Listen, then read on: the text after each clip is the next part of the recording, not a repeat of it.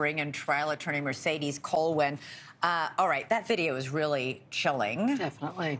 But you don't see Kaitlin Armstrong in that video. So how powerful is it when it comes to evidence against her? Great point, Elizabeth. It really is to center the trial on what is going on. It's the death of Mo Wilson. So many procedural issues happen, and really the prosecution wants to say someone died here. And let me fill in that gap, because you go through all this testimony, you go through the forensic testimony, you go through the law enforcement testimony, but at the end of the day, this poor woman died. Yeah. And I think the focus has to be on that, which is why the prosecution put it right back at that center. And while we don't see her at the time of the shooting, another camera catches her car right in front of the house. So that implicates her, or places at least her car at the scene.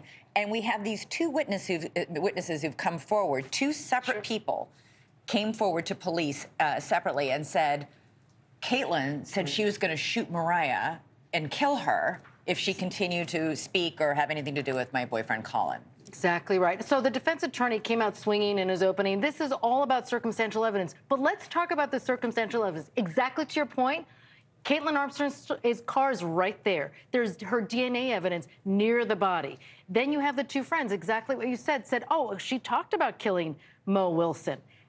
When you start to put all these pieces together, there's plenty of individuals that have been convicted because of circumstantial evidence. It would be ideal if every person would be criminally responsible for their actions, if you actually had a video or some other witness, an eyewitness, but that doesn't happen 50+% of the time. Most of the time, it's circumstantial. How much for the jury, how powerful is it going to be that she fled so quickly, and that she not only fled to Costa Rica, but she got plastic surgery, she cut and dyed her hair, she used her sister's passport, allegedly?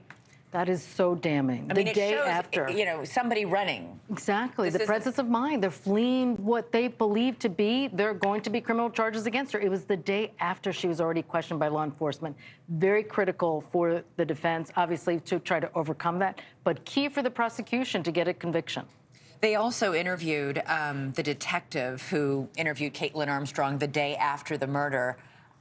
What did his testimony reveal about her demeanor, what she had to say? Because I noticed we had another attorney, Matt Murphy, on one day talking about the fact that I think the police officer's body cam, or the police officer himself, observed that when he went to the house to tell Colin Strickland and Kaitlin Armstrong that Moriah Wilson had been murdered, Colin's reaction was shock and grief, and in the background, Kaitlin's reaction, Kaitlin's reaction was one of sort of impassive, stoic, no reaction whatsoever. And that's so telling. I mean, obviously that is going to be, and that demeanor is key. Her demeanor during the questioning by law enforcement is a little different, but at that moment, when she discovers that, oh, suddenly they're going to be talking about the death of Mo Wilson, those are key elements for law enforcement, which is probably one of the reasons why they started focusing on her.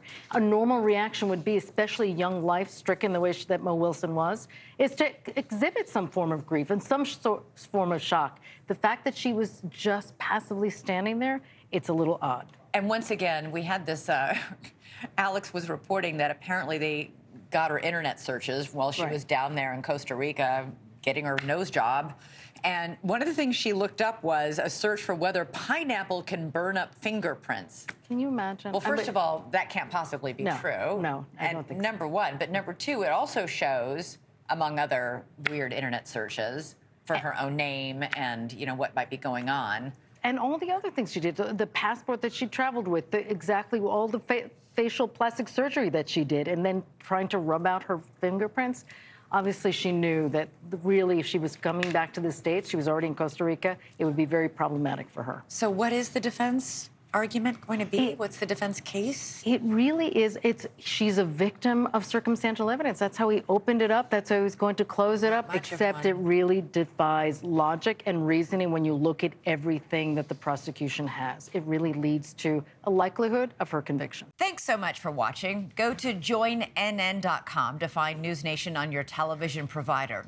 And don't forget to click the red subscribe button below to get more of NewsNation's fact-driven, unbiased coverage.